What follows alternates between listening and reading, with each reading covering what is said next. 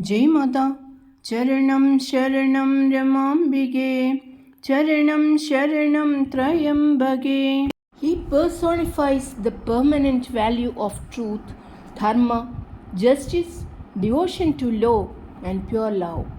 Upholding a central principle, a central moral ideal, and a particular altar for dedication, he manifests in his life the matchless power of dharma.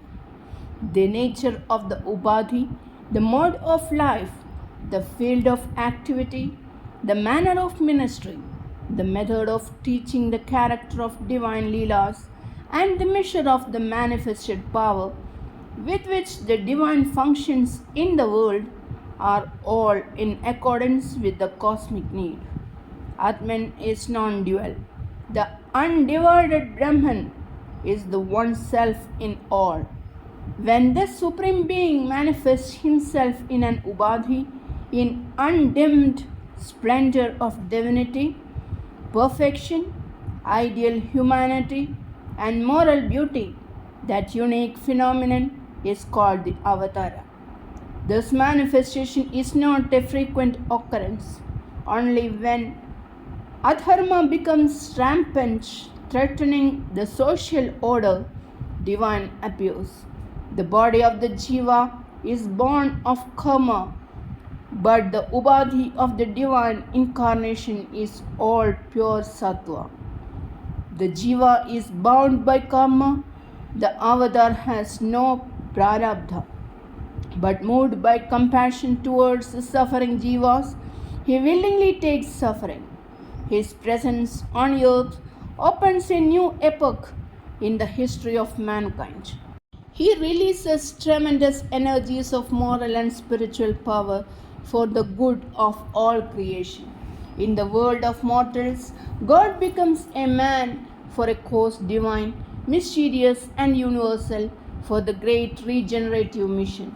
The ardent devotee pierces through the cloak of humanness in the Lord and recognizes the divinity whom he has been worshipping through numberless births. Feasting the eyes with the Saguna Leelas, he experiences the unending bliss of the constant divine presence. The uplift of humanity is the central purpose of God's descent on earth as a human being. What is meant by the term uplift? It means the moral and spiritual regeneration of human race. Reinstatement of dharma is a global mission. It is a divine work. Inspired by God, the saints, the sages, and the liberated devotees become instrumental in proclaiming the glories of God and in propagating the gospel of divine life.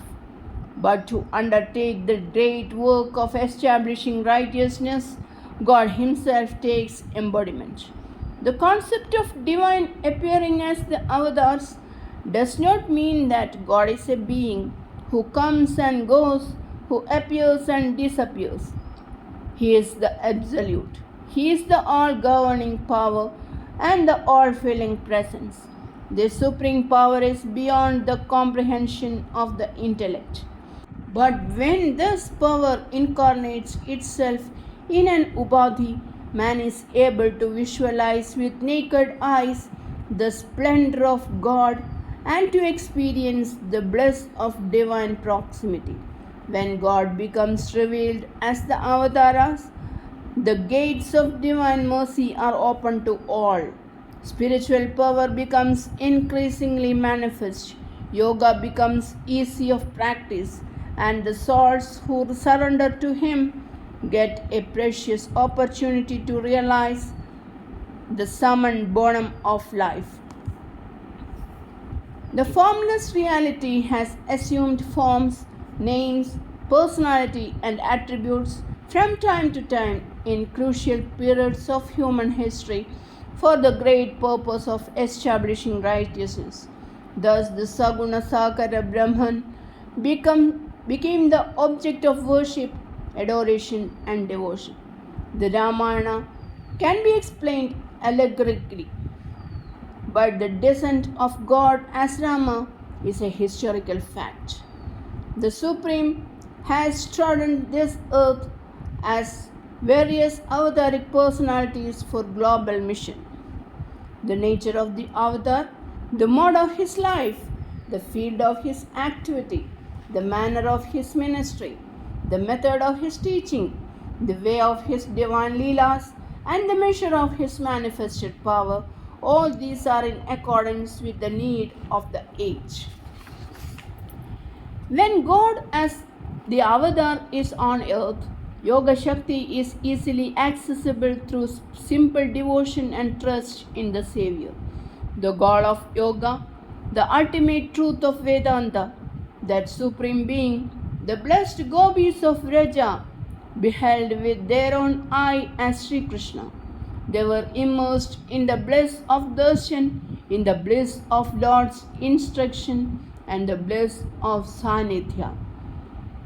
Once gopis knew Krishna as their divine, they dedicated their minds and intellects to the Lord. They carried on their domestic course with their love fixed on God. Normally, women are attached to their husband, children, wealth, ornaments, home, etc. But when the music of Lord's flute fell on their ears, the gopis forgot everything, renounced everything, and ran to Krishna. Such was the prodigality of their devotion to the Lord. They could not live separated from Krishna even for a second. The Ramayana, the Mahabharata, and the Bhagavata, the immortal scriptures of Hindu religion, Sanatana Dharma, voice forth the doctrine of avatarhood of God descending into humanity. The descent does not mean God living one abode for another. God is the absolute. He is the all-pervading reality. He neither comes nor goes. The avatar signifies the unmanifested Brahman becoming the manifested personality. When the Supreme reveals himself in an upadhi, he is called the avatar or God incarnate. At crucial junctures in human history, the divine has appeared for a universal mission. God becomes the avatar for the purpose of establishing the moral order, dharma samsthabana. When dharma declines, when evil forces become rampant everywhere, when egoism, selfishness, and attachment becloud the intellectual vision of man, when he loses the power of discrimination between truth and falsehood, virtue and vice, good and evil, God embodies himself and appears in order to vindicate dharma and uphold religion. This is the phenomenon of the avatar. In the avatar, God takes up the diverse roles as the ideal person, as the savior of the suppliant, and as the initiator of a new age. The avatar is not a fraction of God or a mode of God or an aspect of God, but God himself in visible splendor. But the power which he manifests through the upadhi of avataric personality accords with the purpose for which he appears. Therefore, compare not divinities. The devotees who have worshipped God through numberless births recognize God when he appears as the avatar, but even the scholars and tapasvis may fall to know his divinity, deluded as there by his inscrutable Maya. When God appeared as Sri Rama and Sri Krishna, only a few sages recognized them as God. The master may put on any garb and appear in any guise, but the dog recognizes him.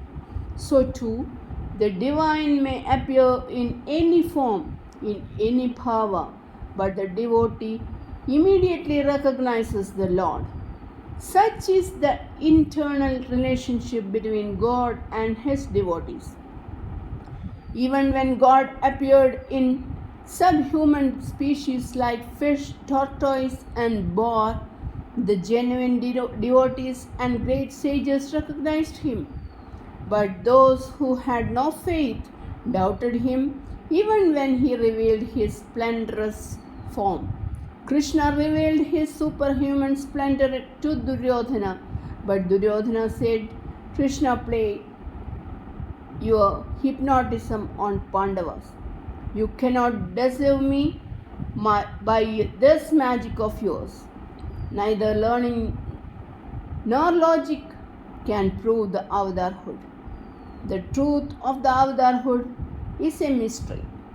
This is realized only through a mystic perception called faith, which comes purely through the grace of God. There is no Nirguna apart from Saguna. The Nirguna power, when revealed through a form, becomes Saguna. Saguna is not a lower order of reality. He is the Supreme Himself. If you think that there is a Nirguna different from Saguna, you are in ignorance, because duality comes only from ignorance.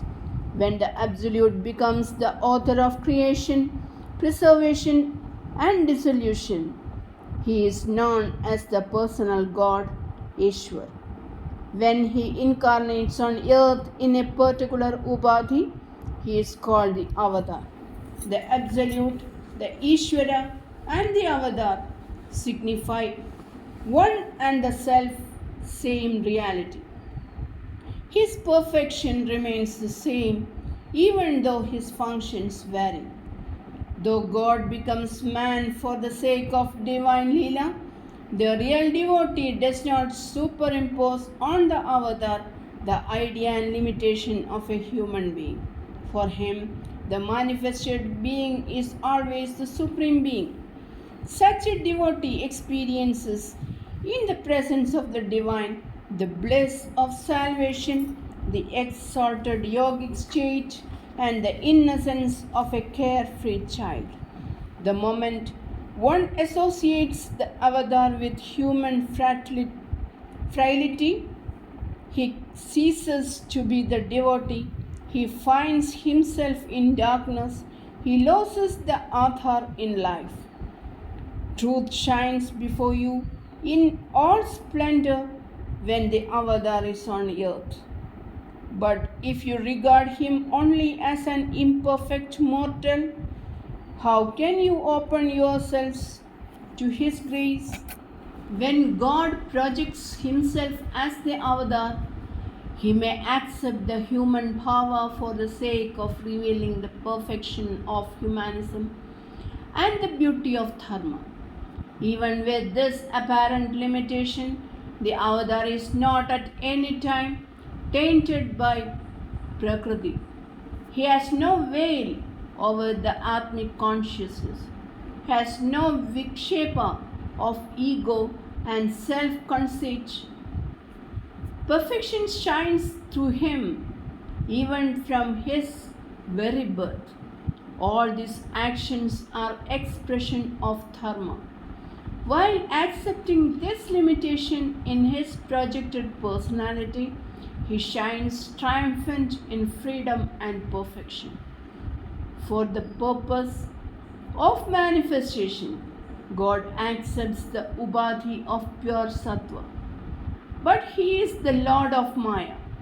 He can accept or reject Maya as and when he wills, but Jiva is a slave of Maya.